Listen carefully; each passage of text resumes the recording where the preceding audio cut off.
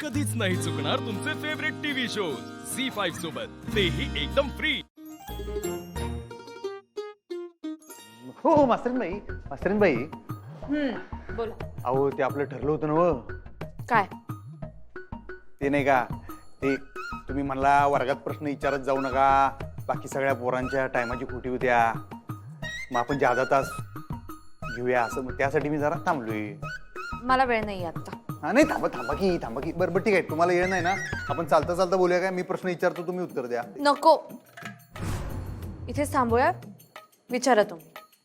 तेच तर म्हणत होतो ना मग।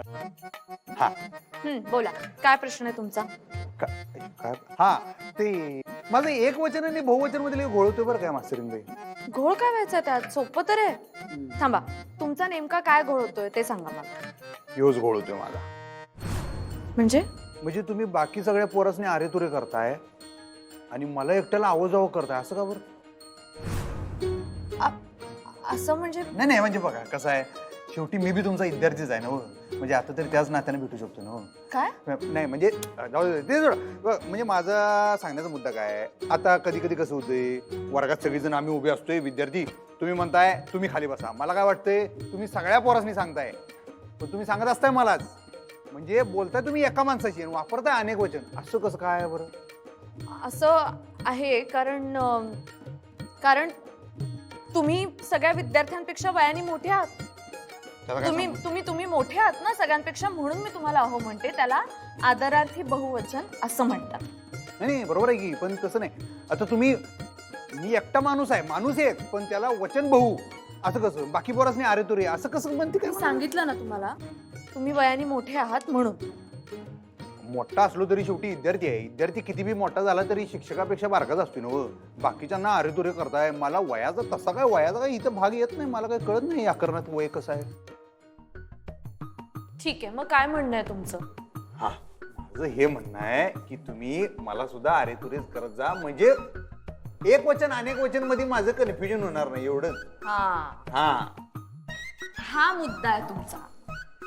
मी तुमची शंका दूर केली आहे, तरी तुम्ही तेच विचारताय।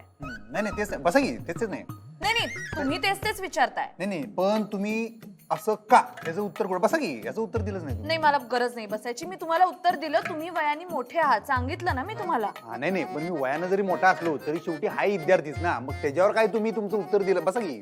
तुम्ही बसायला सांगू नका हो, आणि मला सारखं या शंकांची उत्तरं द्यायला वेळ नाहीये, आणि मुळात ह्या शंकेचा अभ्यासाशी काही संबंध नाहीये। तुमची जर काही शंका असेल ज्याचा व्याकरणाशी संबंध आहे, आपल्या पुस्तकाशी संबंध आहे, तर तुम्ही विचारा, आणि मी तुम्हाला कशी हाक मारायची हा माझा वैयक्तिक प्रश्न आहे। आता काही दुसरा प्रश्न असेल तुमचा तर विचारा, मला वेळ नाही।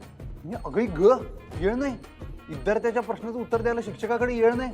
आमच्याकडे तर एवढे प्रश्न आहेत, आमचं अख्खं आयुष्य जाईल माहितीये काय तुम्हाला विचारता, आणि आम्ही अख्खं आयुष्यभर तुमच्या समोर इथं वर्गात येऊन बसायला तयार आहे त्या प्रश्नांची उत्तरं मिळवता। आयुष्य मला बाकीची कामं आहेत, तुम्हाला थांबायचं असेल तर थांबा हवा तितका वेळ। झी5 ॲप डाउनलोड करा आणि पहा सर्व एपिसोड्स एकदम फ्री।